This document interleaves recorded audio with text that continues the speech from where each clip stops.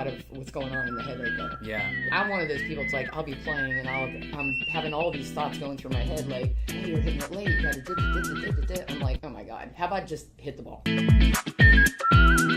No, I'm not a prank. I don't do pranks. I thought it might be. I'm like, oh god, what's gonna pop out of here? No, because I found this at my in-laws' house, and I was like, nobody's using it. The Improv Therapist Podcast. What's an improv therapist? Shh. Mary. Cheers. Thank you for being here. My pleasure. Thanks for having me. Nice mug. I don't know if we do that in the Jewish faith, the clinking of the glasses. I feel like there's like a superstition about that. Can we take it back? Just delete it. L'chaim. Oh man, Mary is you are a big part of my life. You're a big part of my life? Well, it was definitely fate. Yes, it was. How we met each other. Yeah. That was absolutely right. I kind of want to hear your perspective on the time that we met. Okay. So we always play at this park. And they have a couple backboards, and so I see this guy hitting on the backboard, and I'm like, oh, okay, he's got some stroking issues, but okay. So I go out and I start serving, and all of a sudden here comes this guy. Hey, can I return a few? And I'm thinking to myself, oh, I know I'm struggling with my serve, but okay, because I thought, all right, he had the guts enough to ask. Let's do it.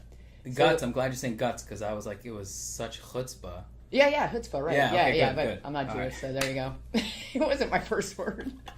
So anyway, here comes this guy, and he's taking big cracks at my serve and getting some back, and now I'm like, all right, that's it. I'm going to just serve. And then you kept getting it back, kind of. And you know what's crazy is that I remember you kind of like switching into like, hey, what's like, let me actually serve here, because you told me I'm going to serve bing, bing, bing, bing, bing, bing. Like, you told me exactly where you were going to serve it. I hope I did do that. That would be ideal. Well, that was kind of what you were doing, and I was like, all right. You know, we're having fun. You're challenging me a little bit, and that's when I asked you if you teach. I think it was the second time. Didn't I serve again, and you came over and you said, hey, don't you teach? And I'm like, yeah. And you're like, maybe I could. And maybe. I'm like, wow, that's impressive. A young guy asking an older lady to do it. I'm like, yeah, let's do it. Either this guy's really bold or he has no social awareness. It's one of the two. No, it was actually, I was like, sure, let's do it. So, and then after the first lesson, I was hooked. So yeah, well, I mean, I've told this story to so many people, and they're like, all right, shut up, Birdie, with the tennis. But it was really like a life-changing thing for me. And I don't know that what would have happened if I would have went over to like some Russian lady who was practicing her serve, and she said, you know, come back when you are a champion. Oh, yeah. Or like, I don't know what would have happened to me, but it was like something really clicked for me. We started hitting together, and I was like, this is a place where I want to go to all the time. Yeah, it was awesome. It was crazy. It was really a crazy thing, because the whole thing happened on a whim. I bought a tennis racket because I was like, oh, I'm a little chunky. Like, that was literally what happened. Wow, you're not chunky anymore. I'm not chunky anymore. No. I don't know if you were really ever chunky, but no, you're super fit now. Well, thank you. And I feel physically like I'm on a different planet. Yeah. But the video of our first lesson, which you took video of our first lesson. Yes. And I still have it. You know, I'm lumbering around a little bit. Turn. Get it racket back sooner. Palm down, palm down. So it was great. You really focused on what I was saying. And then, obviously, you always take everything I say. You remember everything I say. And then you watch the videos and whatever. And like you come back and you say, but you told me this. I go, oh, I better be careful what I say. I was like, what did I say? Okay. All right. It's crazy that I've ended up being a student that actually listens after all the years of them telling me, like, you're not listening. Really? Well, as a kid, it was a disaster of a student. But I just think you can't see that? You wouldn't guess that? No, because I just one of the days finally after I don't know how many lessons, I'm like, I said something about Roscoe Tanner, who's a guy from a long time ago with a great serve and a specific type of motion, and all of a sudden, like the week later, you're saying to me, well, isn't that like Roscoe Tanner? You're remembering every single thing you read, you listen to, you pay attention to. It was a little scary. Well, it's I'm glad I could scare you a little bit. Yeah. I had to be like, all right, I better pay attention. Well, that makes you pay attention more. Mm-hmm. You know, the thing one of the many things that I think was magical about us meeting and us working together now for 3.5 years, playing tennis for time flies. But one of the things that I think is magical is that, you know, your style of teaching really fit with exactly what I needed at that time and still. But meaning to say that you have an analytical approach, but also you encourage me to simplify things a lot of the time. So we can analyze, and then it's like, now you are a caveman with a stick in your hand. Uh-huh. Like that balance for me is really helpful. Yeah. Because I need to understand things, but I can go too deep into the analysis world, and then I'm not really, you know, learning paralysis. Analysis paralysis. And I know everybody is different. You know, I have a friend who has a boxing instructor who just yells at them, and he loves it. Okay, that probably wouldn't work for me. That wouldn't work for you either. Because I'm like, I'm trying. Like, what more do you want? Yeah, until I pass out and die. But no, I think it was good because I could tell you're a little bit like me. Like, if someone says something, you're doing exactly what you think you heard to the T. Right. And until it's perfect. So I'm like, okay, he's definitely, you know, got a lot going on. So we had to kind of calm it down. So no, I was paying attention too. Like, I learn a lot too when I'm teaching. So I can't just say, here, just do this to every single person. Right. It's just not going to work. So you kind of have to adjust. So I kind of learned your personality and how you learn. And I'm probably still learning, right? Because sometimes you come out after work and you're super stressed and I just want to get right on it. And you're like, and I go, oh, you're not breathing yet. Okay. Well, we'll just breathe for a second. Okay. Yeah. Right. And I forget because, like, I have my game plan that I want to do and I want to get through every single thing. And sometimes it just doesn't work that way. You got to let it go. Yeah. And that's something that I definitely wanted to ask you about because, you know, what you're saying is, to me, is so obvious. It makes so much sense. But I think there are so many teachers, not just tennis teachers, teachers in general, who don't have that mindset of how do I adjust to where my student's up to today. How am I learning the student, right? And what I wanted to ask you was, like, did you have someone that taught you that, or did you kind of like discover that on your own? Probably, I feel like I had really good teachers, but it was their way. So I think over time, me learning how to play for myself and being my own teacher when I'm playing, I learned a lot. And then, I mean, I've taught forever, so I think you have to adapt a little. I don't think I knew that in the beginning. Mm-hmm. Like, I'm just like, this is how you hit a forehand, this is how you serve, do it, you know? And right. And if they couldn't do it, you said it 10 times the same way again. And I'm like, well, what part's is like banging my head on a wall? I'm saying the same thing. They can't do it. I better do something different because I don't want to see this stuff in like another week or two. I want it fixed now. Right. So I got to figure out a way to like get you to do what I think is correct, right? And like your serve, for example. Yeah. Like, I have a lot of things I want you to do, but it's been like you got to do it in like piecemeal kind of. You can't do it all today because it was too many things in your brain, and you're like, this is too much. And I go, okay, you're right, because I know how to do it. Maybe I can't do it on a certain day or whatever, but I know what you should be doing. So I just wanted you to like do this, this, and this. Right. And I'm like, whoa, let's do this first, and then you got it. And then a month later, we're going to do this. And then recently, we've added like a little something else to like smooth it out to have a rhythm. Yeah. Right. So, but it couldn't have been built in a day. So it took a while, you know, but it's very good. Like all your strokes, I don't think people would think you're only playing for this short amount of time. Well, that makes me feel good. Yeah, that's all right. right. That's what I'm here for. That's good. Cheers. Live again. Yeah, I remember one lesson we were working on my serve, and you said, let's try this. And whenever you say let's try this, I'm like, that's Mary like being awesome, because that means that you're thinking about me and what's working for me and what's not working for me and like trying to adjust it, as opposed to like a different teacher at that point could just be like, you're doing it wrong, right? So you said, let's try this. Think about your pinky on this next one. Oh my gosh, how long ago was that? That was a long time ago. Yeah. You must have had a death grip or something. Yeah. But then, then I served a nice serve, and you're always kind of like, oh. What were you thinking of Like, there? what were you thinking? I'm like most of the time. Thinking. Right, but that's usually. I wasn't thinking. I'm like, great. Right. I'm good. I'm telling you, don't think. Well, because that's what happens. Is like I overthink things, and then sometimes like my mind will get clear for like 5 seconds, right? And then you'll ask me, what were you thinking? I'm like, nothing. And then you go, oh, good, do that again. And I'm like, okay, now I'm thinking. Yes, I can see that. Yeah. I'm the same thing for me. Like, if you're playing well, you want to repeat it. So then you start getting in your head and you want to repeat it. Well, that just slowed the process down, and now you're analyzing, so you just can't be like in the flow. Right. So you just screwed it up. But I need to know so that next time we do it, I'll be like, remember? Don't think. Right.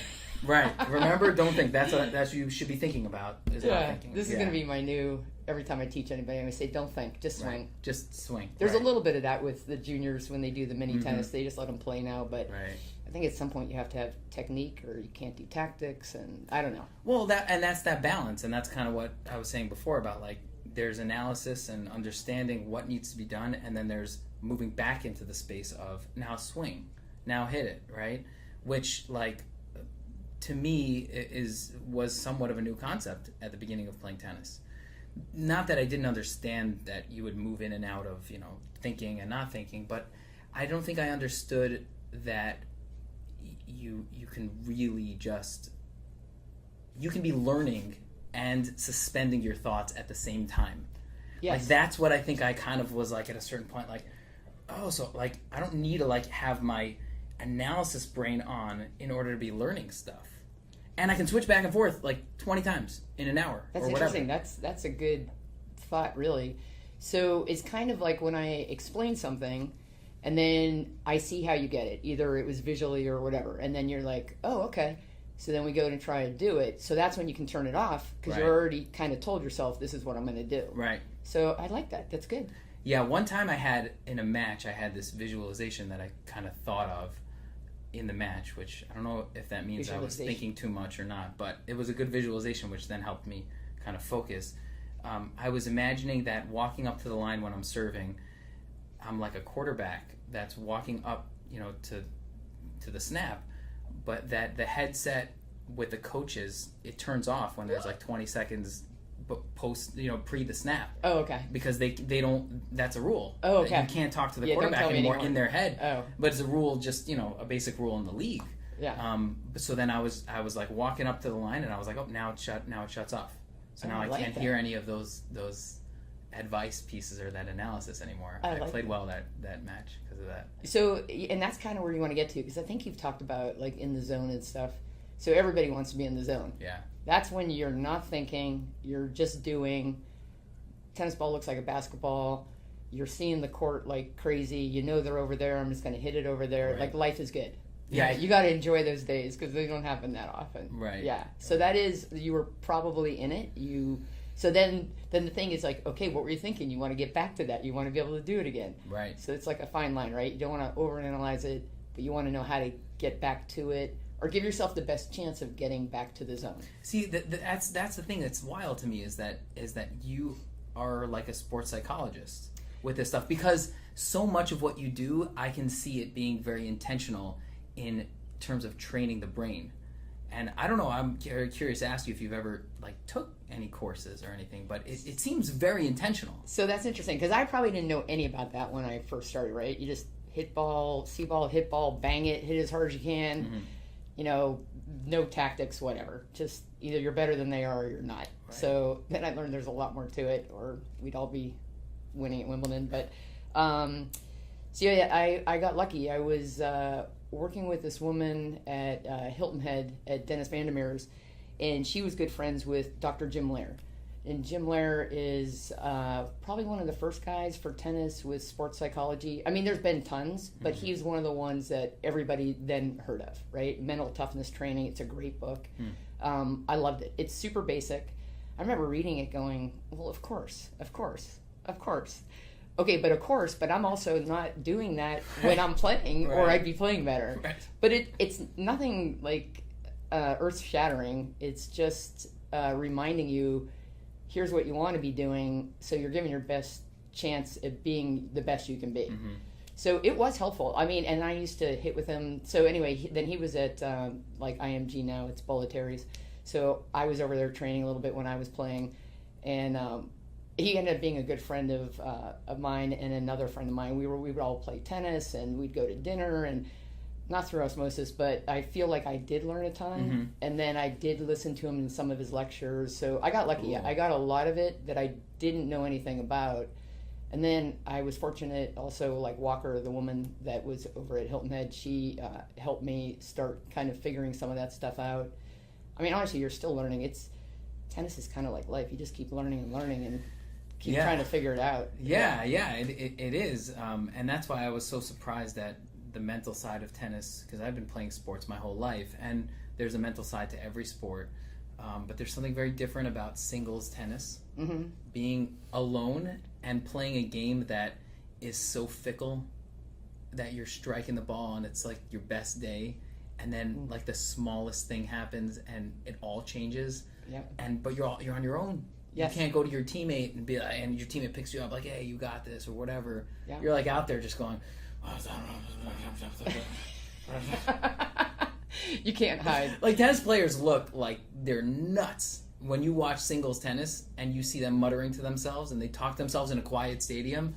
Like there's no other sport where you'll hear like, well, I was at Delray watching it, the professional tournament here, and there was a guy who was like 500 times, like he lost it, and it was a big stadium and it was echoing. but like he has nobody there to calm him down. He has everybody can hear him talking to himself, right? And so the mental side of it is just, it's so complex. And then learning a lot of the mental stuff, when you're training me, it made me like really work on that mental area of my own life, even though there were concepts that I'm like, yeah, of course. It says, yeah, of course, like mindfulness, and you have to take a deep breath and blah, blah, blah. But like in that moment when you're losing your mind, right? So how do you bring yourself back to a regulated space, focus, still be engaged without going like too relaxed? Like all those things are they're not simple. And there's stuff that like us therapists like to talk about. But we don't always know how to teach it because we're not on the court with them. Besides for me, I'll be on the court with my clients, but But like, I really only learned a lot of that through experiencing it through tennis. Which is crazy, you were probably doing it in sports before, but you might not have known you were doing it. Like maybe you'd had a great day and you didn't know why you were having a great day.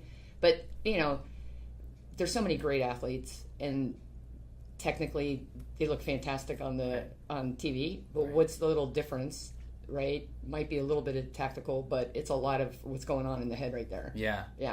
So if you can control that, that's helpful. But I'm one of those people too. Like I'll be playing and I'm having all these thoughts going through my head. Like maybe I'll miss a shot and I'll overanalyze it. Okay, you're hitting it late. You got to I'm like, oh my God, how about just hit the ball? Right? So then I get mad at myself. Finally, I start like playing because I quit thinking about all that. Right. It's like, just aim there. So I start thinking more of what I want to do instead of all about me. Right. And it's a lot better. Right. It's that forward positive thinking instead of that backwards negative thinking. Yes. What do I want to do in this next point? Like I hear you in my head all the time. Right. Oh my God, what's one thing that you want to fix on this next serve? What are you trying to do? Right. Do you have a plan of what you're trying to do? Right? Because when you don't have a plan of what you're trying to do, that's usually an outgrowth of I'm so afraid to really make a decision, to be bold, to trust myself, as opposed to like, okay, my plan is to go in and do this, and I'm going to adjust if it doesn't work. Yeah, it's amazing. Yeah. Like, I can sometimes not find the court in a match, let's say, and then all of a sudden I'll be like, all right, their forehand is terrible. Let's just go to the forehand. Right. And all of a sudden, I'm able to hit there. I'm like, how did that happen? I was just trying to get it in the giant court, and now I'm being very specific, and it's happening. Right. So it's kind of really what's going on and what you're inputting and what you get out, but that's a hard thing to control. Yeah. It's absolutely a hard thing to control. So the so I was going to say the visualization when you said that, you don't have to be playing tennis, but your mind you're telling your mind that as if I'm playing, right? So whatever input I do, my body thinks I'm doing that. So the more I can put in a good input, there's a chance I can do it when I'm playing. Or I can look at a match that I've played and say, okay, remember that point? And I can replay the point because it was like, oh my God, that was so much fun. I want to do that all the time. So Right. you can replay that point in your brain, and now your brain doesn't know we're not playing tennis. So it's being repeated. This is such a positive, nice thought in my brain. This is what I'm going to go do, right? So the visualization, you mentioned it earlier that you were doing it when you were playing that one time. That definitely can help. One of the times I was playing really well, I remember every night before one of the world championships, I'm like, this is it. I'm gonna visualize from now until then, and I'm gonna make this happen. Mm-hmm. Well, you can't always make it happen, but luckily Did it it work? happened. Yeah, it definitely helped. Well, Yeah, because the other thing is you can just tear yourself down, right? I can sit there and say, oh my God, how'd you miss that volley? You're like a beginner. How did you not get that return in? That's terrible. Like Right. that's embarrassing. Mm-hmm. But if I start worrying about what everyone's thinking and how terrible that is, I'm stuck in a bad space. I need to really, like you'll hear it. They'll say you got to let go of that point and move on. Okay, well, that's really easy. right. But that's exactly it. I can't fix that one. Mm-hmm. It's already done. Right. But what can I do right this second to maybe make this point better? Mm-hmm. But then if I start doing that, it may not happen that point. The next point, it starts coming, right? Right. Usually. I mean, some days you have bad days, right? Everybody does. But you're trying. So even in the days you're having terrible days, if I'm still working on all those things, that's going to benefit me later on down the road. Mm. And you can even, in practice, that's how it gets better for a match. So you got to practice this stuff like all the time. Right. I used to break records too. I was like everybody. Yeah? I still get mad. Yeah. You would just maybe don't know it or see it or hear it, but if you heard it in my head, you'd be like, oh, yeah. Yeah. Oh, there's a lot going on in there. Yeah. Yeah. You make it seem like I'm like there's nothing going on in Mary's head. Oh. You look at Mary, you see nothing. Oh. No. Yeah, no, there's a lot. Yeah. Too much sometimes. And it's like, all right, move on. Well, Let it go. I think that's where we have that similarity. Yes. Right, where you've been able to help me because what it's 'Cause like I've to have suffered too through much. it. Yeah. I don't want you to suffer. Right. No, 100%. I feel the same way about music because I found my way out of that hole after years of having too much going on in my head. And now when I hear someone playing music and, I see them being all nervous and overthinking, I want to help them so badly because I'm like, the other side of this is so fun when you're just playing. And usually when you're stuck in overthinking, you haven't ever really played. You know what I mean? Like, Yeah. You haven't really ever just gotten into it to the point where you're like, this is fun. Yeah. You're usually like, if I did that right, then I have to figure out what it was that I did right so I can do it again. And I can't even imagine, right? If you're madness. sitting there and thinking about your fingers and where they are, like, how do you even just do it? I used to be thinking about what I was going to buy in Guitar Center to make my sound better while I was playing in front of people. That's probably helpful. Yeah.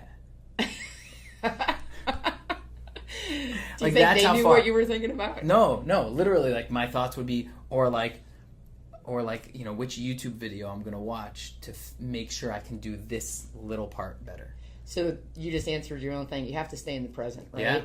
So if I'm thinking about the future, it's not helping right this second. I can't even do that yet, Right. right? And listen, I know because I struggle with it too, right? So you're going, oh my God, that was so bad. I got to go to the center. I got to get this and that. They're thinking it sounds great anyway, probably. They don't know any Or difference. they're on their phones and they're not even paying attention. Yeah, that's Right. that. So if you're not like right in the now, which sounds so easy, Right. yeah, it's a miserable experience. Well, because and right in the now, I think is like, it's a concept that is so complex because there's so many levels of being in the now. Like I remember the first time I saw the ball on my backhand. It was after like a year of us working together. Like I saw the ball differently. I saw it spinning off the ground. Okay, and that's coming cool. towards me. Yeah. And I remember being like, so I know I want to do this going forward. Interesting that I haven't been doing this up until now. Right, because you think you're watching Right, the ball, right. right? Because that's the one thing. Everybody, watch the ball, watch the ball, watch the ball. I'm watching the ball. Yeah, like, what do you why- mean? What do you mean?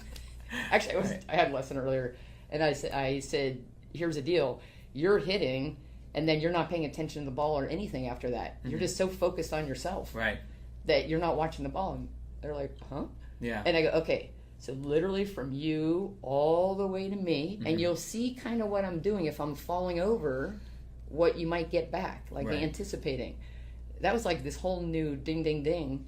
I'm like, oh, good, okay. So I don't know what you don't know until I bring it up, or I don't know what you're thinking until I say it. So this was like enlightening, and I'm thinking, you're pretty good. That was shocking that maybe you didn't know that yet. Right, so you can be in the now, but then have like another little, crevice of now that you haven't attached to yet. Yeah.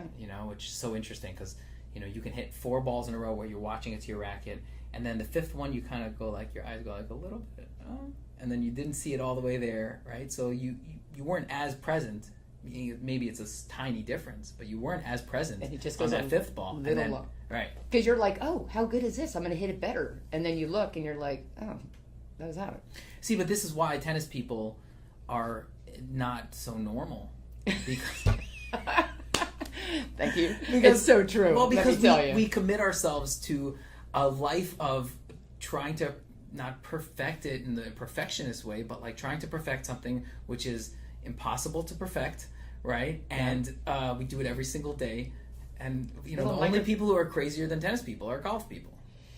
Oh my gosh, they can remember the dog leg left on the 3rd one at Pinehurst, and I'm thinking, wait, what? I don't remember yesterday. I'm like, what are you talking about? Like, my dad golfed and all my relatives golf. I'm just like, really?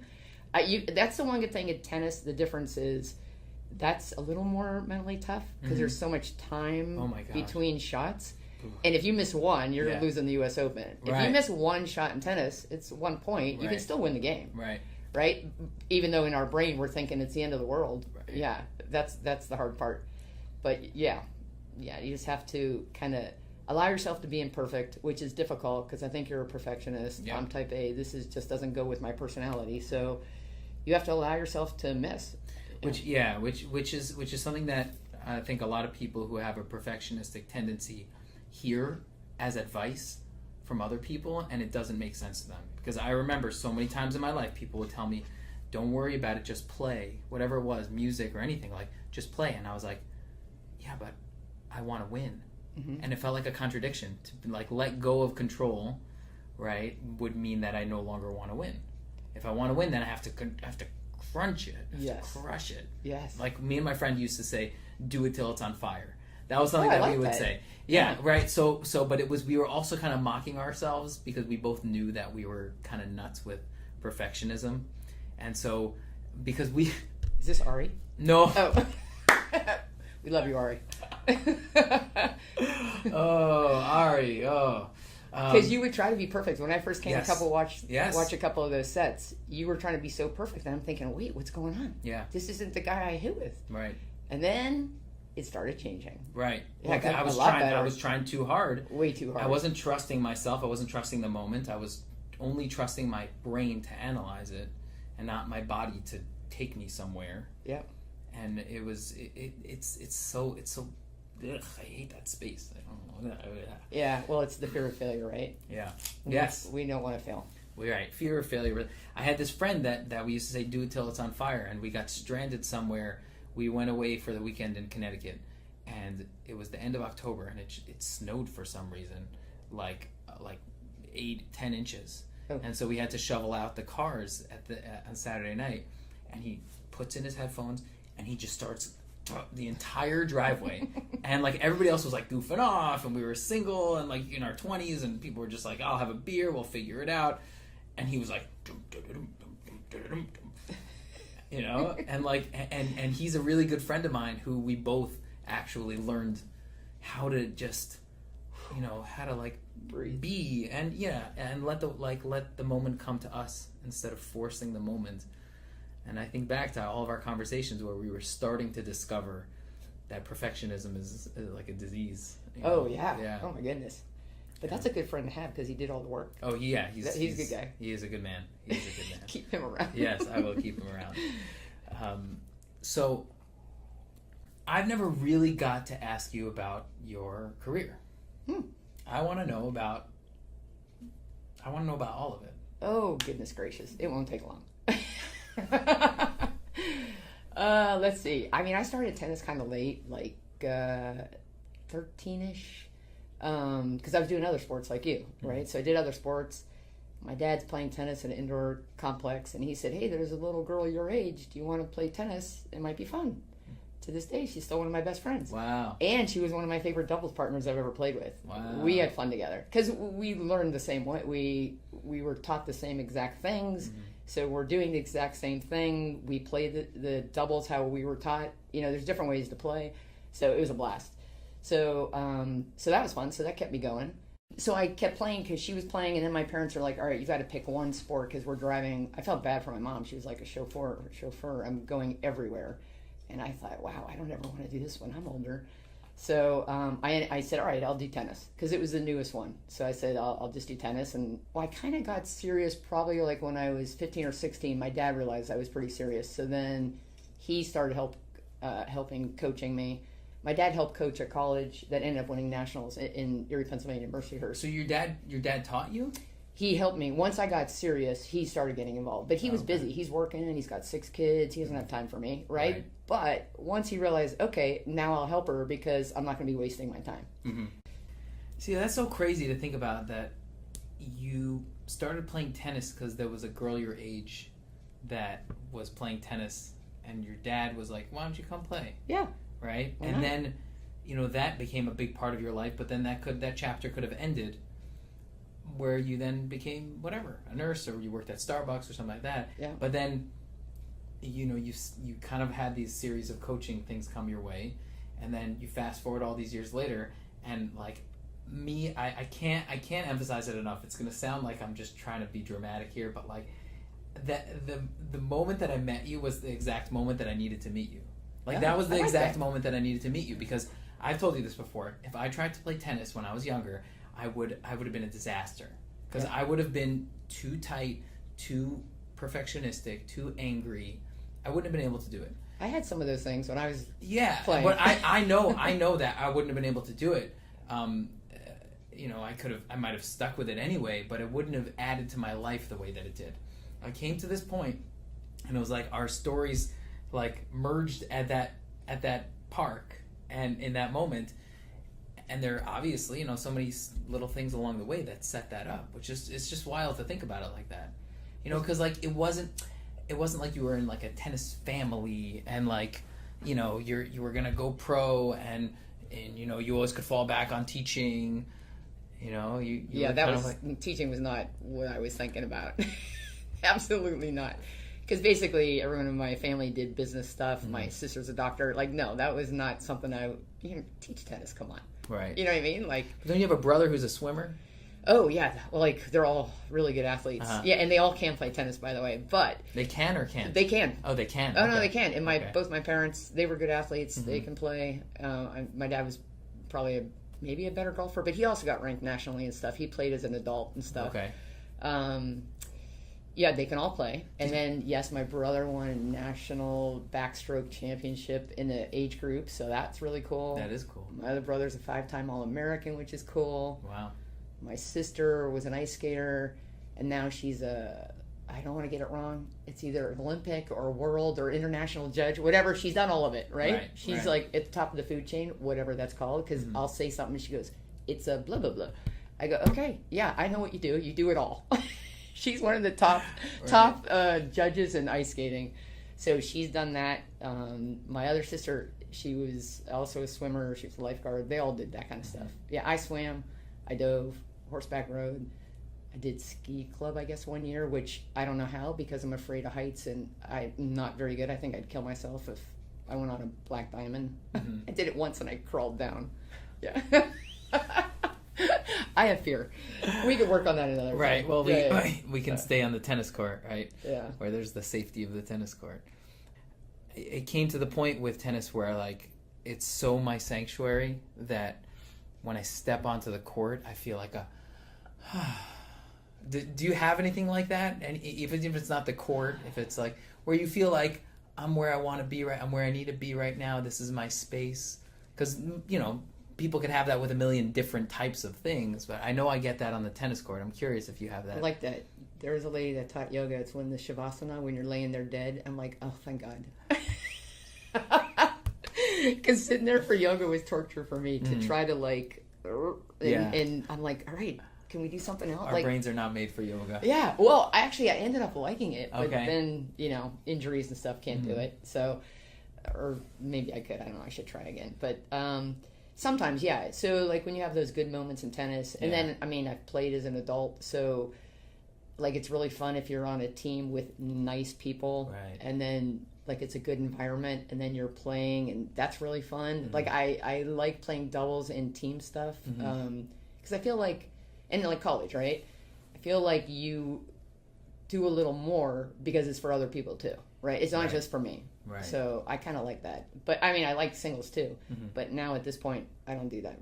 No. Right. I'll play a random point with Eric on occasion, but that's about it. Right. Just because I feel bored. I mean, I feel like he's bored. I better let him spank some winners. You know what I mean? So I go, I'll get it back. You hit it wherever you want. Right. Yeah. But you're obviously very active because you continue playing tennis, and that is not, it's not as common as it should be.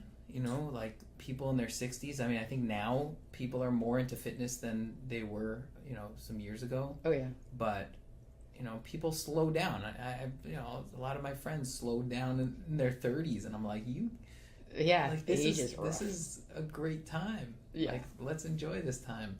But you're active, and I know that, like, there's changes, and you get, you can't do certain things anymore. But yeah. I think you once said to me, I'll play until I'm in my coffin or something like that. It's possible. I could drop that on the court. That's probably the way to go, right? Well, then they could say she died doing what she loves. Yeah, there you go. Which is a good. That's a good thing. That, I'll be teaching you, and like, right. CPR and stuff. Don't you? Yeah. Okay. I'll get little defibrillator. Yeah, I'll get it. But I brought something. Oh. I brought something. This is from my in-laws' house. Oh. I found it. Oh, it's got to be from a long time. Oh my goodness. And I was curious what your thoughts are on this. This is a closed tennis can. This is like when I grew up. And it's going to have a metal. Yeah. So can you open it? Can I? I want you to. Oh, is this? No. I'm not a prank. I don't do pranks. I thought it might be. I'm like, God, what's going to pop out of here? No, because I found this at my in-laws' house, and I was like, nobody's using it. But do you want to open it? I mean, I want you to open it because I'm so. I didn't know what to do with this. I was like, it's cool, and I want Simcoe. And I I was like, you know what? I'm going to bring it and see what kind of. So now it's a USTA. What does Mary that say? tells you how old it is, right? United States Lawn Tennis Association. Tennis, right. Yeah, that's Rhode Island Hall of Fame. All right, should we do it? Let's do it. Are you sure? Because maybe it's going to be worth something. I've never heard of Simcoe, but it's good advertising. They're not in business anymore, I don't think. Sponsored by Simcoe. Sponsored by Simcoe. Let's do it. Oh, my Lord. Oh, wow. They might still be good. Oh, goodness. All right, I'll let you cut yourself. Oh, yeah, be careful. You cut yourself on the camera. We had a kid in South Carolina cut her finger. Wow. No way, these are still good. That goes to show you these little plastic cans that they have now. Oh, they're a little squishy. A little squishy. Might be good for the backboard. When would you say these are from? Like USLTA? I mean, we can Google. I love Google. We can say what year did that turn into the USTA, right. And then we'll have a clue. But this is a long time ago. Mm-hmm. They look smaller. Are they smaller? I don't think the shape and size has changed. So the thing they used to have is they would have a key on top. So this isn't that old. So that's not when I started. There used to be a key, and then you unroll the metal on this little thing. Interesting. Yeah. Does this? Are you one of those people that likes the smell of a fresh can of balls? Like some people, like they whiff it afterwards. They're like. That one smells gross, doesn't it? Yeah, this smells old. Yeah, that's not a good smell. But look at the seams too. Like this was probably was there Walmart and stuff around back then? I don't think so. I don't know what was around back then, but this is where they got the discounted balls from, and I think that's what this is. We're gonna have to Google it. Yeah, I'm probably trashing somebody's company. I mean, that was fun. I've had this on my shelf for a long time. I don't know what to do with it, but it was fun to open it with you because like. You know, you're. Well, let's put it like this: like, the evolution of tennis is different than the evolution of other sports. I think it's changed a ton. It's changed so much in such a short amount of time. Like, I assume when you started playing the world was in black and white. Yeah. And the 3 rackets channels. were I'd have to wood. get up and turn the station. Right. Yeah. So you had a wood racket? I was the one in the TV room that had to get up. My Oh, brothers yeah? would make me turn the channel. Yeah. Oh, yeah. you I was the remote. Right. That's funny. Yeah, I was the remote. Because I never lived without a remote. But, yeah. I mean, Maybe I everything's did. changed. I did, yeah, but It's amazing. you had a wood racket? I did. Dunlop, Max Ply. Yeah. And it how Little head. like how does You that keep it in a work? frame. Have you ever seen the frames? Frames, yeah, I've seen Yeah, those. and you- Right, because Yeah. it would warp otherwise. I Right. guess, yeah. Like you leaving your rackets in the car, they'd be. Right. Yeah. Well, that wouldn't I work. have to take care of my guitars like that. Yeah. Okay. Well, Yeah. pretend those rackets are Guitars. the same thing. Yeah. Yeah. I don't take care of my rackets well enough. That's all right. You've gotten good use out of those. Yeah. Yeah. Well, I can't. Yeah, I can't imagine just like having the game change so much as you're teaching it and you're playing it, and it's like, oh, we don't use that type of racket anymore. Oh, the ball bounces differently now. Oh, like the Yeah. surfaces have changed, the strings have changed. It's just wild that it's just such a short amount of time. Yeah. Which is why I think humanity invented pickleball. Mary's up at night with her. Oh my gosh, at one of the places I teach, they play on the above us on the courts. They used to be tennis courts, and the noise every day. I'm like, oh, that's gonna drive me nuts. Yeah. But I think I think humans invented pickleball because tennis got too complex and the ball moves too quickly for it to be a fun game for anybody to start playing, right? But in the history of tennis, lawn tennis was on a smaller court with worse rackets and probably not very well manicured grass. Original tennis, Yeah, like in maybe. the 1600s, like that type of stuff. Yeah. Like a net that they made out of like, I don't know how they Fishing wire. Yeah, fishing wire I or don't something, know. right? Yeah. But like it must have been, obviously it was a slower game than it is now. You didn't have people who were hitting 110 mile an hour forehands down the line, right? Right. So- the movement's better, everything. Right. Yeah. So Equipment. I think it's fascinating that pickleball has become so popular because it's almost like humanity invented something that it needed, which was a casual game that was good exercise and social that anybody could play at any time, almost at any age. Yeah. Right? Because we lost it by advancing tennis so much. Yeah. Well, tennis is not easy to learn anyway, right? I mean, but I have to say, even at the park, I look around and I see everyone hitting balls really well, and I'm thinking, why does that look so easy for them? Like, Right. I know what it is for me. It's not that easy, right? I feel like it is difficult. Yeah. But who wants to work hard now? Right. Everybody wants it in 1 second. So that's just not going to happen with tennis. Right. Only by miracles. So I do think, like, pickleball, it was probably the right time, too, right? Was it right after COVID? During COVID, it got huge? Yeah, it was a like long time COVID ago. but related that it yeah. got huge because you could still stand at a distance even though. Be social because you can Right. talk. You're close enough at the net. Right. I think anyone can get pretty good pretty quickly. It's kind of like le petit tennis or whatever when they're doing the mini tennis and the kids pick it up quickly and you can have like a game. Right. Like that's fun. Who wants to hit one, miss one, or I hit one and you go chase it? Yeah, not everyone is crazy like tennis people. Yeah. Like a lot of people play tennis and they're like, I don't want to do this again. And then other people play it one time and they're like, I think I'm going to center my entire life around this. And they're in they're in the room right now. Right. Yeah. That's crazy. There's got to be therapists for that too. Right. Oh yeah, absolutely. But yeah, the pickleball thing is very interesting because, like I don't love pickleball the same way I love tennis, but I'm also not like anti-pickleball because people just assume that you're anti-pickleball if you're a tennis person. I'm anti-pickleball people lowering the net on the tennis court and then not putting it back afterwards. Yeah. Like, come on, guys. They used to put the tape down. At least now Right. they already have a mark now, That's so they're right. not doing that. That used to drive one of my friends crazy. Peel up the tape. I go, ooh, you tell them. They're not even here, but you tell them that you're mad. It kind of cracked me up. I'm like, yeah, I'm thinking the same thing. You tear it up. You pull it up. Well, because I remember one time we were at the park and they were playing pickleball and I was like, and you were like, I hate that sound. It was driving me nuts. I mean, it's like right next to us.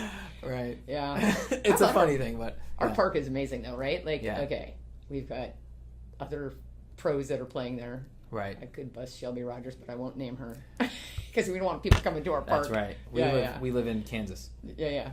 So, I mean, it's amazing. There's so many great players. There's kids on the Challenger tours. I mean, every time we walk out, we're not the best people on these tennis courts. Right. And I'm thinking, I've been playing for 100 years.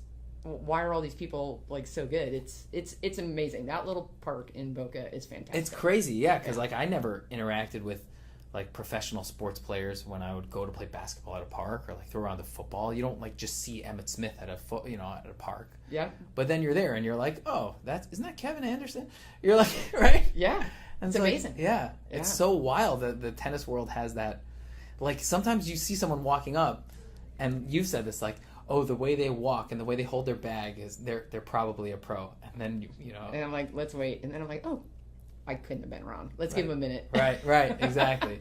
Yeah, but even all the college kids, it's fun. Yeah.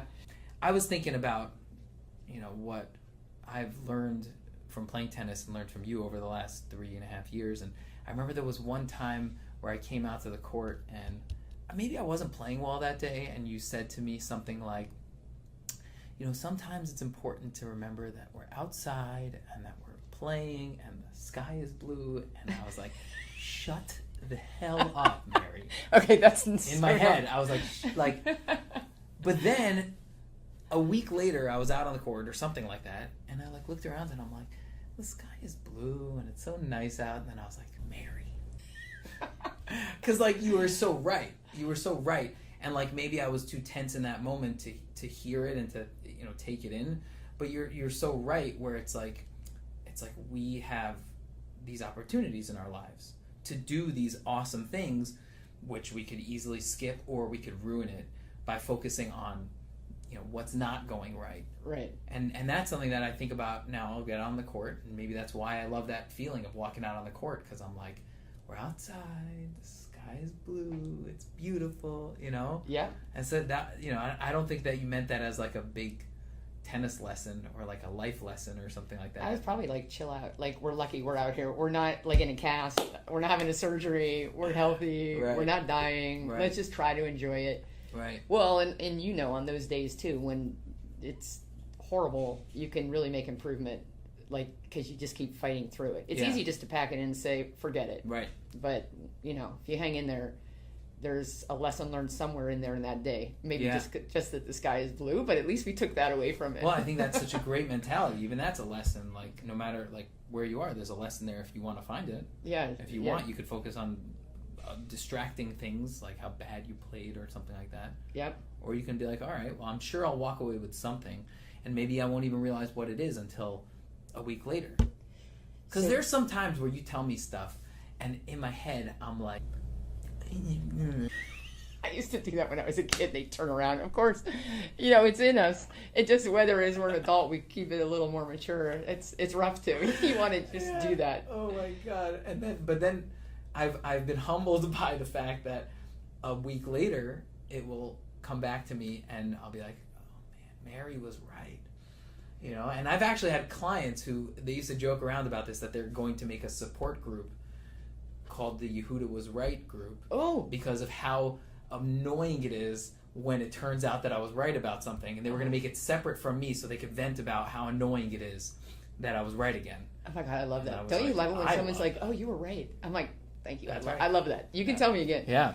I love it when my ladies that I teach, like sort of beginners or whatever, and then they're fighting, and they go, oh, you're right. And I go, oh, thank you. It's like made my day. We can leave now. Thank you. Yeah, I remember you were teaching me on the toss and my serve. You were like, kiss your arm. And I had some level of resistance to it internally. I wasn't like totally wrapping my head around it. I don't feel like kissing myself. I don't want to kiss my arm. Yeah. And then I was practicing my serve like a week later by myself. I had a bucket of balls and I'm out there serving. And then I was like, let me see what happens if I kiss my arm. Okay, Mary? And then I do it and I serve like a gorgeous serve. And I said out loud, I was like, son of a Oh my God, that's awesome. Yeah. But my brother came up with that because I was struggling with my like pulling down and around, and my brother's like, all right, just kiss your arm. I'm like, just like you, really? Right. I'm going to kiss my arm. And I'm like, oh my God, it works. Right. Like, oh my God. See, but like I don't have resistance to the point, that I won't hear it, right? Which is, it speaks to that whole like teaching thing, which is like, because I've had teachers where they're a jerk, and when you have a teacher that's a jerk, it's very, very hard to actually hear what they're saying, and they could be 100% right about it. If you could tune them out, that'd probably be better. So I actually had a voice teacher that I used to tune out, because most of the time he was right, but jerk is not the right word. Delivery's not good. Yeah, because he wasn't trying to be a jerk, but he would just go like, this is the kind of thing he would say. He would say, so remember how I told you to breathe from here? You did none of that. That's it. Did I breathe? I was like, okay, so what do you want me to do? Like, all of it? Right? So me being an overthinker, I would like take in everything he was saying and try to put it into categories, and then it would mess other things up. And so at a certain point in my head, I started tuning him out, where when he would tell me something and I was like, he's overdoing it right now and he's not speaking very nicely to me, I would just go in my head, I would go pizza, pizza, pizza, pizza, pizza, pizza, pizza, pizza, pizza, pizza, and then he'd be like, now sing. And then I would sing, and then he would be like, okay, you got it. And I was like, that's right, I got it. Yeah, you had to figure out how it worked for you. I couldn't do that if I didn't have confidence in singing from before meeting with this guy. Meaning if he was teaching me a skill that I had no confidence on, I'd be like, you're my teacher, and you're just kind of confusing me and making me feel like garbage. So yeah, like how long did you pay him to do all that? Yeah, what do you mean? Like, how long was he your coach? Or... Oh, it didn't last that long. I was gonna say it didn't last that long. Sometimes like certain personalities work for some people. Right. Like I've told people like, listen, I'm not your coach. Right. You got to get somebody else. Right. We don't mesh well. Right. Yeah. I mean, I try to be flexible, but then there's a point like, no.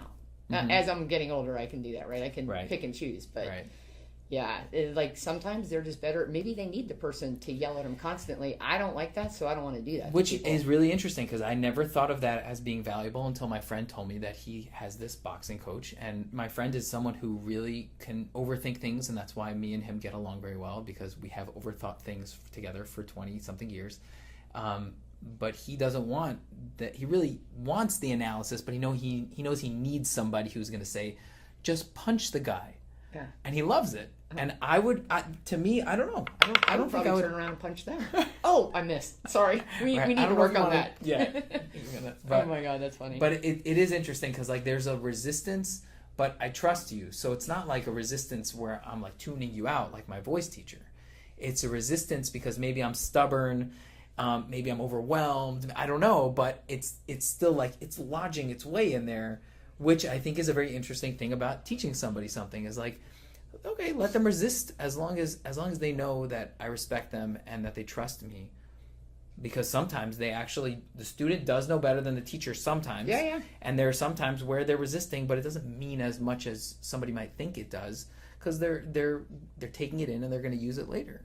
Yeah, but what you said, sometimes the student knows more. Like, that's where I can learn. Like, they'll tell, then later on, I'll be like, all right, what were you thinking? And I'll be like, oh, never thought of that. Okay. Right. I mean, just as I said, like, I didn't know much when I started, and hopefully I know a lot more, but hopefully I know a lot more as time goes on. Mm-hmm. But, yeah, I think if you shut it off and, like, I know everything, you're kind of screwed. Right, which is, I think, is true in every area of life. If you're a teacher, you're a student, you're in anything. If you think you know everything, well, then good luck to you. Yeah. Because it's not going to go very well. Yeah. Many people have ended their lives, I think of Tony Montana at the end of Scarface. He's dead in front of the statue that he built in his house that says, "The world is yours, Tony Montana." Right? Oh, my goodness. Oh.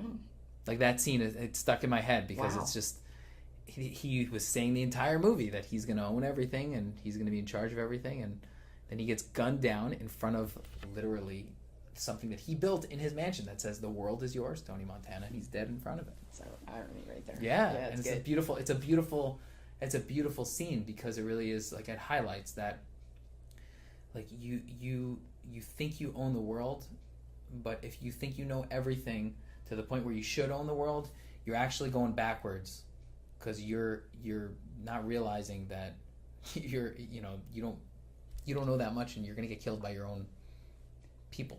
Well, and then you're okay. I'm just like thinking for sports, and then you're not listening or trying to improve.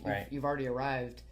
There's always somebody out there doing more, learning more, working harder. So I feel like you got to keep doing the same thing or you're way left behind. Yeah. Yeah. Yeah, and then it goes to that balance thing because, you know, there's so many stories that people talk about these like athletes that were over the top with their commitment and how that's supposed to be inspirational. But then I think about what was the rest of their lives like? Did they burn out though? So it depends. Well, let's say like, you know, I always think about Kobe Bryant, right? Like Kobe Bryant is an inspirational figure in terms of his commitment and the way that he would stay and train after they won, right? Yeah, like that's he wouldn't go party, he would go train after they won, and how he would be, you know, the cliche of first guy in, last guy out. Yeah. He'd be there for 3 hours before people started, you know, coming in for their morning workout. Yeah. All that stuff is amazing. I just think that most people are, if they did that, they could be really successful in one area if they make it, right? If they don't burn out. But then what about all the other areas of life, right? Like how you doing socially? How you doing with your family? How you doing with your spiritual health? How you doing with your, I don't know, like, right? I agree with you. Yeah. Like you can look at the top 3 tennis players and the 2 that I think stand out the most seem to have a good balance. Yeah. Yeah, I mean, I think they try to have a good balance. They have good families. They're, you know, working their butts off and playing great and whatever. It's never going to be totally balanced like other people that aren't doing it. Right. But it's balanced for what they're doing. Like, Right. I think you have to commit to trying to make all those areas better. But you're right. I think you can get very, like, tunnel vision and this is what I'm doing and you block everything out. I don't know. Is that super healthy? Maybe it works for some people. Right. But I think that people think that they're supposed to do that if they want to be successful. And that's part of that perfectionistic, you know, do it till it's on fire kind of mindset, which I don't think is really healthy in the long run and also doesn't usually bring success. I think it's very rare that it brings success because usually it burns people out. But there's a balance because now in society we want everybody to be like relaxed all the time. Like, don't stress yourself out. Like, you need to take care of yourself. You can do be some average. Self-care. You know, we're going to give you a trophy for participating. Yes, all that stuff. Yeah. And like I'm not against that stuff, but I really believe that we need to live balanced lives, and part of balancing your life is growth. So if you don't have a balanced life because you're too focused on a growth area, so then yeah, you should take a bath. Right? Take a bubble bath. That right? sounds good, yes. And read something. Yeah. Relax. But if you're like, I don't want to stress myself out ever.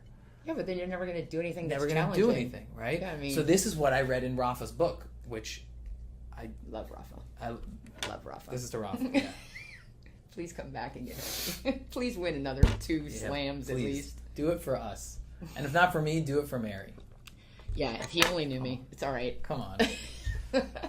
This is why I love Rafa, because in his book, he wrote about this actual struggle of players who try to over-restrict themselves to make it that they live a life of total, clean living to the point where they snap. Right? They never have a potato chip. They never stay up past a certain time. They train every single day no matter what, blah, blah, blah, blah, right? And so he's like, that I've seen not work many times. But then there's the other side of it, which is when people just get way too casual about things. They're like, I don't want to stress myself out. So he talked about how he trains every single day. Okay? So that sounds a lot like the pretty extreme side of things, right? But he said, like, if I need to, I'll push my training to the afternoon. I'll let myself take like the morning off, but I'm still training. And I thought that was really cool because it's like I'm still committed to this. I'm still going to work hard, but I'm not going to get like, just, it doesn't really matter. I could take my time off, right? Yeah. And I've done stuff like that where, I don't have the ability to, let's say, play as much tennis as I want to, but I will, I'll do stretching in my living room. I will, swing in front of a mirror. I'll go to a wall in a Marshall's parking lot until or the church over here. Or the church across the street. Yeah, I love that. I get 15 minutes in, but like I think it's such a good way of living life. It's like if there's something you're committed to, so you want to keep doing that, you would like to do it every day. But to say the only way I'm going to really be successful is if I do this every day for 6 hours a day, then, you know, you're going to burn yourself out. And it's also not true. That's not the only way to be successful. Yeah, I was one of those people at one point that I need to work harder and more than everybody else. And I'm sure I wasn't. But in my brain, I'm like, I've got to do 5 hours and I've got to do this and XXX and whatever. And then think about that when then you don't win or it doesn't go your way. Right. Woo. Then your mind's like, you got to be kidding me. Right. Yeah, now what? Now what? I got to work harder. Exactly. I got to work right. We don't have the Japanese way. We work smarter. Right. But yeah, but those are all lessons that you're learning, right? So the whole time you're just being challenged. Now, what did you learn? How are you going to change that to do it better? Like Rafa can play every day. There's other people have to learn how many days in a row they can play, how many tournaments in a row they can play. Like I didn't know anything. I played like 13 tournaments in a row. Like you don't do that. But I didn't know anything. I'm out there just playing, going, I better go play because I'm already over there and it won't cost as much. I'll just play again. Oh, and lose again. So I'm learning how to lose. Like at some point you got to like snap into the reality and say, that's not working. So what am I going to do differently? Right? So Rafa has the secret sauce or whatever for what works for him. So, and that's exactly what you have to find out. What works for me may not work for them. But again, that's why like me listening to what works for you. I mean, I try to listen to what people are telling me and try to adjust like, okay, I know I'm going to push him harder today because he's feeling good. Right. So I'm going to go harder or more or something he hasn't done yet. And he's not going to lose his mind because it's like, wait, I can't do it now. Right? Like whatever. But that's a good time to maybe implement something else in. Like your serve is going great and I'm like, all right, now we're going to add this because I'm like, he's got the rest. Let's just do it now. Right. Yeah. But that again, that's high level teaching. I see a lot of people who don't teach like that. My voice teacher didn't teach like that. Well, that guy would have been fired. If I'm paying that much money. Oh, listen, we've all had coaches that they turn around and you're like, are you kidding me? But at some point you got to take care of yourself. Sometimes you need someone to yell and scream at you to go harder. Yes. Right? Like I can say I've had moments of super lazy and they're yelling at me and I'm like, really? I'm trying. Okay, I'm not really. Okay, here we go. Right. Yeah, so you have to get to know yourself and they're right. I'm not working hard enough or I'm not doing what I should be or I could be doing more. But I mean, I think I came from a family like you came home and something was wrong, well, what did you do? Right. It was never their fault. I'm like, wait a minute, I didn't do anything. Right. It was them. Right. So and now a lot of times it goes to the other extreme of like, oh, you're upset, they must have done something wrong. A lot of times it lives somewhere in the middle of that. Right. With the exception of extreme, really horrible things that people do to each other, one way or the other. Right. Right. But most of the time it's somewhere in the middle. And if you trust the person who's giving you the direction, you can be mad at them and also appreciate that they're giving you that advice and you can use it. Right. Right. I appreciate all my coaches much more now than I did when I'm going through it, right? Because I'm like, wow, I learned a lot there. Oh, I wish I wasn't like just a little teenage and just done what they said. Not been resistant. Maybe I could have been better, but whatever. You're doing the best you can in the moment you're doing it, hopefully. Yeah. I mean, those are driven people, I think. Like, I mean, those guys at the top of the food chain, you know, they've mastered how to do it. Right. We're all trying, you know, but yeah. So just, I think different things for different people matter. Yeah. So that's where you focus, use your energy, and try to get better in those things. Right? Right. Like, yeah. Everybody works differently. I mean, Rafa also didn't have kids until he was at the end of his career now. Yeah. Right? Which I think is you know, I would recommend that people have kids because, you know, it's a good part of life. But if you're going to be an obsessed tennis player who's looking to, you know, win 20 plus Grand Slams, like, you probably won't be able to really be there for your kid. Right. Right? So, yeah. But like I found that tennis made me a better father because I'm so much more active that I very rarely feel that feeling of like, oh, guys, like I'm on the couch, leave me alone. Don't get me wrong, I do. And when my son is watching this later, I do. I know I'm not perfect, okay? Right?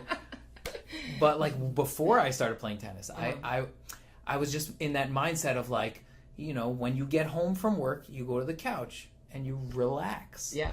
And I'm so much more active as a person that it made me a better father, because I will tell my kids, like, come on, come play with me. Like, I'm like, come on, let's go outside, let's run around. I'm tired. And my son, who could be like a teenager, school. right? He'll be like, oh, okay.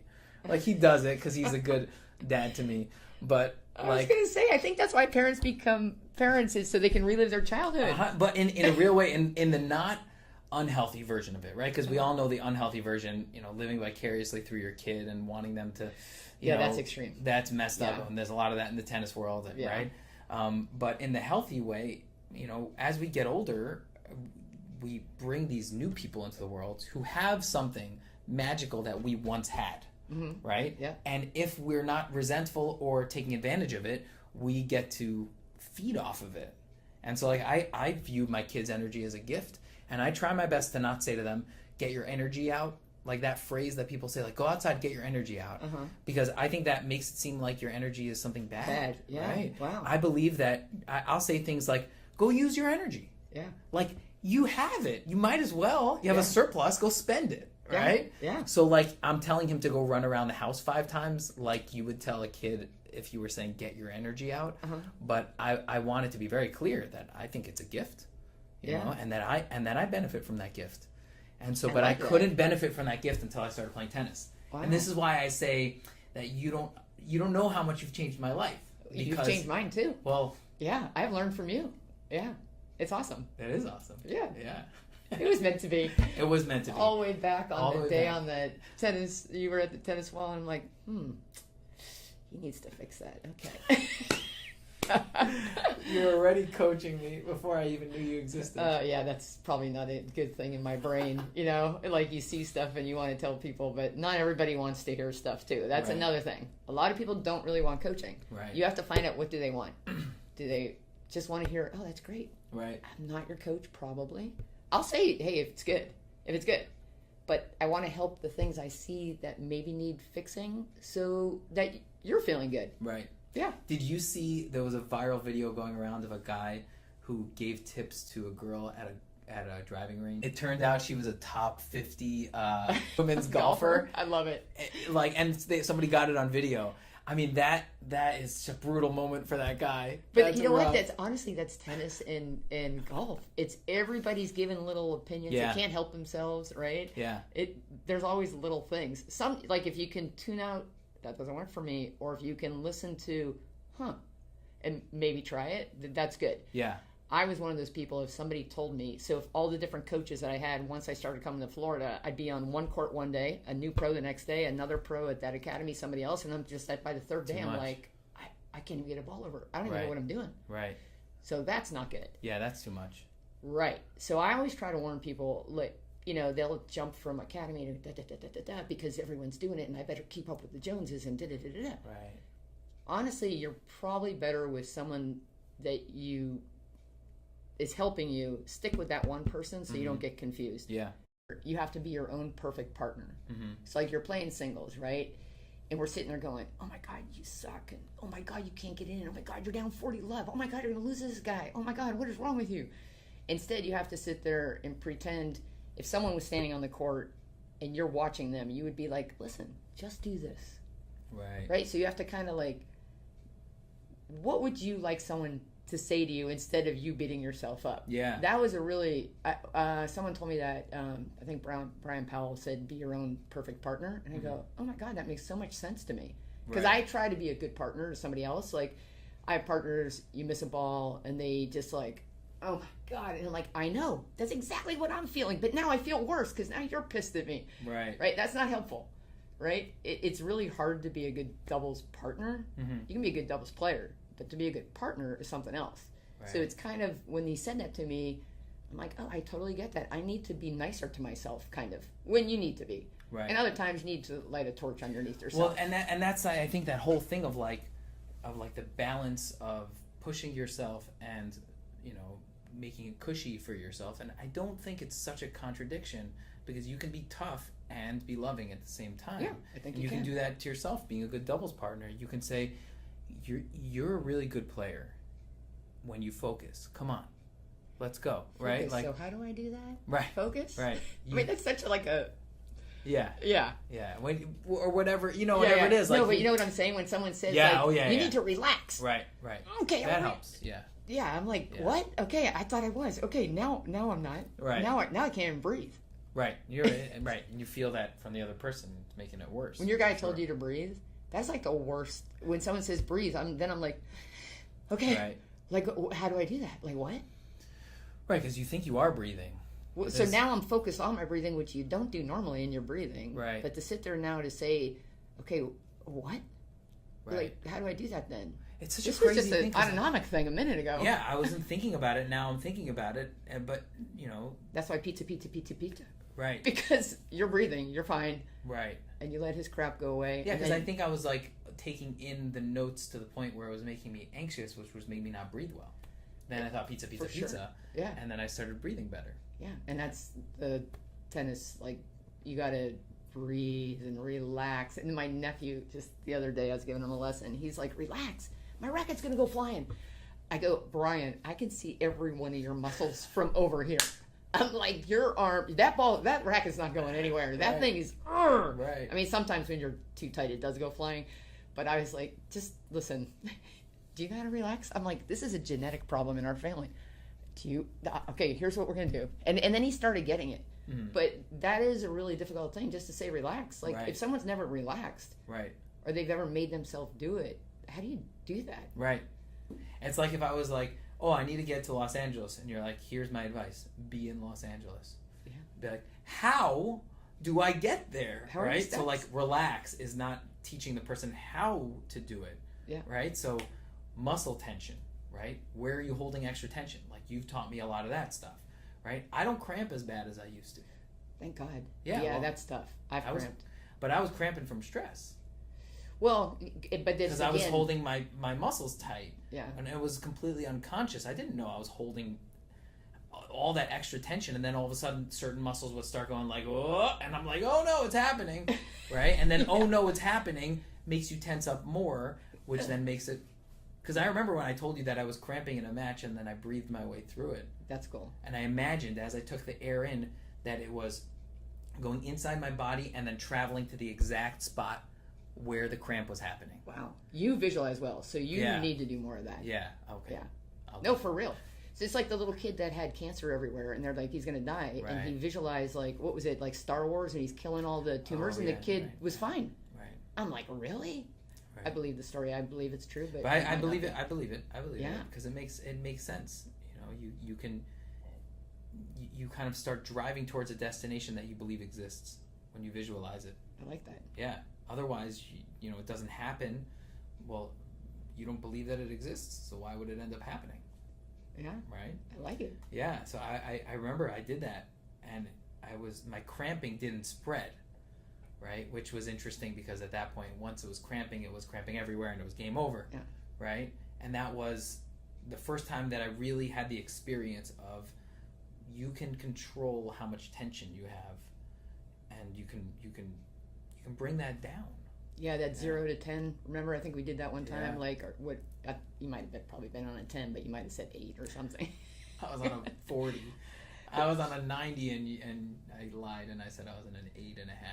I'm usually pretty tense because, like, we want to do well. We want to try hard. Right. We want to please me because you're, whatever. That's I'm right. having you do it, and you want to make sure it's doing 5 in a row or whatever. Right. So it's like, I better make it happen. Yeah. It's a weird concept. It is a weird concept. Yeah. But there actually is a concept in psychology about this, which is not talked about very often anymore, but they called it optimal frustration. Oh. Which is essentially, it's the sweet spot where you're frustrated, but you're also capable of solving this problem. So then you push through. I like that. To solve it. And that's how babies learn how to crawl, is that they're in a position where they're like, I don't know how to do this. And then they start getting mad. And they're frustrated, right? But then they scooch one of their knees forward and they're like, what the hell just happened?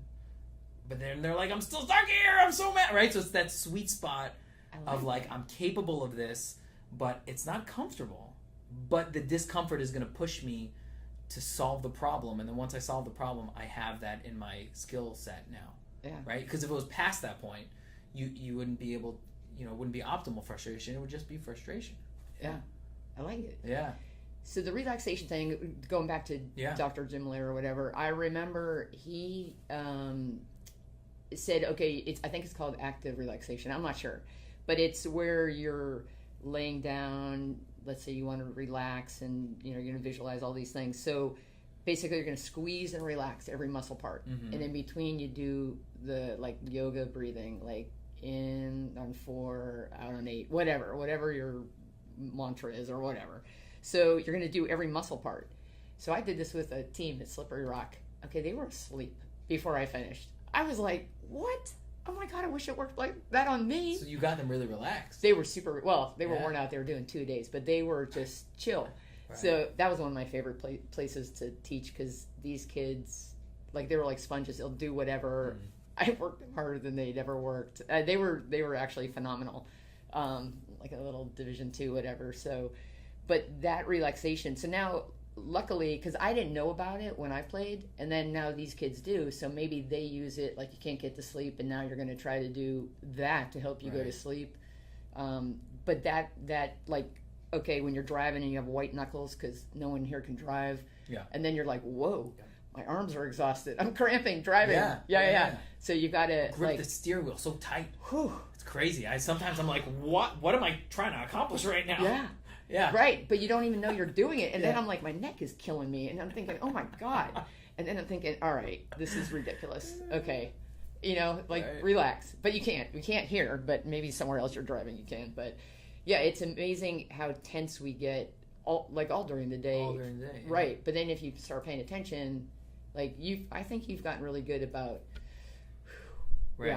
Yeah. Well, yeah, because I needed to first know that it was tension that I was carrying, because like you're saying with the steering wheel, you don't even realize you're doing it. I mean, there's so many things that I didn't realize I was doing my entire life that were adding tension to my body and then to my mind, because the mind and the body communicate with each other, and then it's like, oh well, it must be time to be tense because the body's being tense, which then tenses up the body more, which then sends it back to the mind, right? So it's exhausting in our brains. It's exhausting, yeah. It's exhausting. It really is. It really is exhausting. It is. But like I realized that every single thing that I did physically was too tight. I played guitar. I was pushing down too hard on the guitar. Wow. And for my entire life, I wasn't really great at throwing. Any part of sport that had to do with throwing, it was not my thing. And then I realized it was because all my muscles were too tight. I realized this like 3 years ago. At least you didn't rip your shoulder apart or anything. Yeah, no, I didn't rip my shoulder apart. I ripped my knee apart, but that's a different story. But like I was just holding the ball too tight, and I was holding my body too tight. And because you were going to make it happen. I was going to make it happen. I was going to will it. I was going to force it to happen. I'm still a little that way. I want to make it happen. Oh yeah, I'm still that way. Yeah, absolutely. So I went into college coaching. Yeah. Because I felt like, okay, I had some bad experiences. I'm like, I'm not going to do that to people. I mean, of course I made errors too, right? And I'm sure if you talk to half of those kids, they're like, "Arr." But also I wanted to make them better. So they're like pushing me. They're like, Mary. Yeah. So I remember one time saying, well, if everyone's liking you or whatever, I'm not doing my job. Like, they should be a little probably irritated because I'm pushing them or whatever.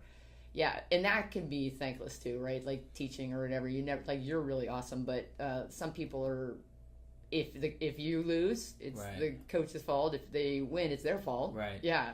So that's tough. Because then I did go into coaching on the tour, and girl improves in 9 months like crazy.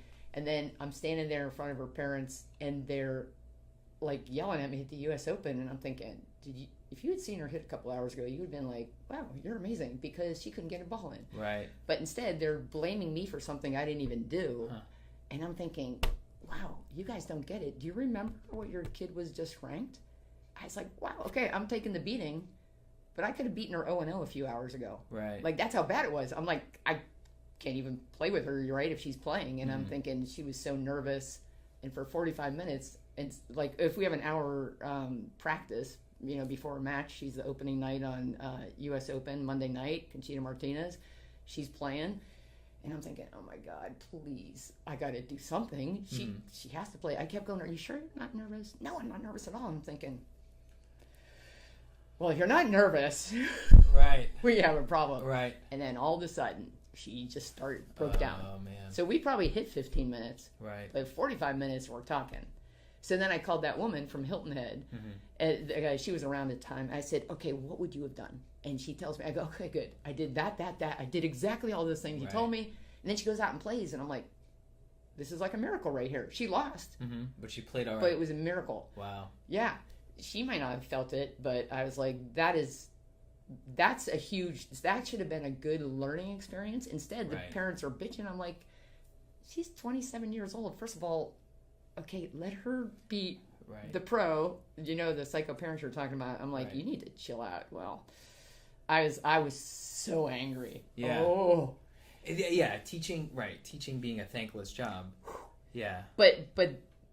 But she didn't realize in the moment, wow, if she just thought about a few hours earlier or even a few months before, how far she had come and how she could get herself back. Because, I mean, it was gone, and now she's playing a huge stadium, whatever. Like, talk about tons of pressure. Right. And then she was able to play well. I mean, that's a win sometimes. It's not she lost 3 and 4 or whatever it was. I don't even remember. That could be the win. But you got to, pay attention. Now I'm going to use that for the next time. And hopefully she did. She went on, even improved more. But, so I kept thinking, I made all these errors when I played because I had no idea what to do, playing 13 tournaments in a row, losing. I'm like, woo. So I felt like I could help people do that. So that's how I ended up in coaching. It wasn't like, oh, I want to be a teaching pro. Right. Because that would have been, at the time when I was younger, that would have been... You just do that because you have nothing else, kind of. Right. I know that sounds terrible because that's not what it is. No, but that would be, you didn't work out as the player that you wanted to be, so then you and you didn't have a degree or whatever you needed, a career, because you spent all this time and energy and resources on tennis. Right, so you're not going to do, something in business or whatever. I mean, I did do some of that stuff, you know. Was a manager of a restaurant and yacht club, whatever. Did a million other things. Oh, bartended and waitressed in New York. Oh yeah, that was a huge eye-opening experience for me. How come? Because I came from Erie, Pennsylvania, and now I'm in New York at 9th and A. It's a sidewalk cafe, and this was like Tompkins Square Park riots. This was like, what? This is a different world. When was this? Mid '80s? Is that? This had to be late 80s, I think. Late 80s, I was going to Google when was Tompkins Square Park riots because I didn't work that night. But, I mean, I see the person with the first piercing in her nose. I'm like, what? Never saw that. So, to me... Right. It's like you coming into the whole big I was like city this world. naive young kid from Erie, Pennsylvania, and I'm like, wow, there's a different world out there. So that I learned a lot there, right? And you're talking to people behind, across the bar... engaging with people, learning from them. One guy was basically kind of homeless. I kept telling him to get a job. He got a job. Oh, yeah? That was my biggest accomplishment when I was in New York. It wasn't bartending. But yeah, and then the guy's like, oh, we want to make you manager. And I said, oh no, this is such an unhealthy lifestyle. I'm out. Because I went from tennis, surgery, stopping, and then I'm doing this. I go, this is, no. I got to do something else. Right. And then I think I got lucky and got the coaching job, and then... all the different coaching jobs after that. That's so wild. That's so wild. Think what your life could have been if you were, if you stuck with the bartending. I don't know. I would have made more money. Well, that's for sure. No. I mean, listen, if you had done more of what your coaches said, or if you had run the 2 miles your dad kept saying you need to go run, and I'm like, whatever. Right. But, I mean, we know now stuff we didn't know then. Do you take notes when we do the tennis lessons? Because remember I told you should take notes? Sometimes. Okay, good. Yeah. I feel like if there wasn't a note worthwhile after the lesson, it probably wasn't a good lesson. Yeah. It's kind of what I think. I'm going to read you something here. Uh-oh. You could probably remember it off the top of your head. That's what's so scary. No, but I want to read this to you because it's funny. All right, so there's a list of things I made here after a tennis lesson of strengths, areas of work, exciting but new. It just says on top, Mary kicked my ass yesterday. I'm a good tennis player. And then it has a list of strengths, areas of work, and exciting but new. I gotta say, this looks like a Bible because it's got the gold. It is I like a Bible. it. It's my Bible. Is this your journal, daily journal? This is my it's not my daily journal. I call it my creative journal. I love so it. like I don't write about like just general like thoughts or feelings. It all has to do with performances, improv, tennis, music, things like that. And it's really actually, this started from tennis because I wanted to focus on the things I did right. So most of the stuff in here is just like really positive, like, hey, you did that last night, and that was cool, and that was cool, right? Because I learned that from the tennis book that I told you about, Smart Tennis, where the sports psychologist writes that your long-term memory is going to be formed based on what you focus on as your memory is getting lodged. Ooh, I like that. Yeah. I wish I had known that.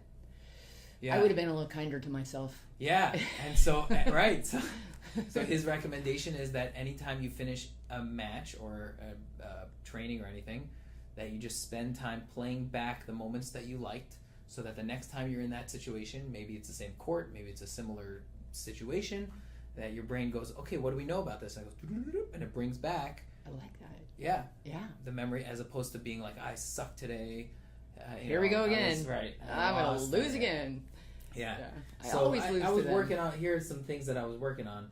The timing of my backhand, overheads, serve +1. I still need to work on that. Forward movement, and I wrote alligators. Alligator. Oh. Yeah, because there are alligators behind me, so I don't back up. Yes. That's what you taught me. Yeah. Oh, it's so I wrote scary. alligators. Yeah. Right, so that stuck with me. Alligators. Yeah, there's alligators behind you. So who do we got for Wimbledon? Who's your, on the men's and the women? Rafa's not playing. Rafa's not playing. I don't know, because it's like a little slippery. They're all having trouble. So I'm going to go Carlos. Maybe. I think the women, it could be somebody new and different. I would love Anj Jabeur to win.